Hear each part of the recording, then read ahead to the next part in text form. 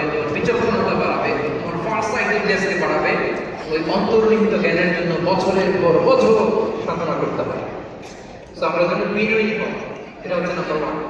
2 number কি বলেছিলাম? সবর। বন্ধু কাইফা কানা আকিবাতুল মুকাদ্দিবিন, আল্লাহ বলে সবর করো। সিরু ফিল আরদ, ট্রাভেল করো। ট্রাভেল করলে তোমার চোখ খুলে যাবে। তুমি যদি পেট্রোতে যাও, জর্ডানের একটা চোখ খুলে যাবে। তুমি যদি ফেরাউনের লাশ দেখে আসো, তুমি অবাক হয়ে যাবে।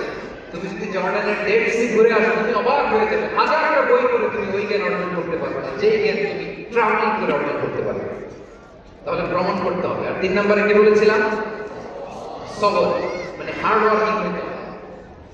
পরিশ্রমের কোনো বিকল্প নাই। There is no alternative to be hard working. কোনো বিকল্প নেই, হার্ড ওয়ার্ক তোমাকে করতেই হবে। এটাই সবর। এই 3টা প্রশিক্ষণে আল্লাহ তাআলা মুসা আলাইহিস সালামকে দিয়েছেন। লম্বা ঘটনা, তিনি খিজির আলাইহিস সালামের সাথে সফর করেছেন, আমার কাছে যে বিনয়ী হয়েছেন,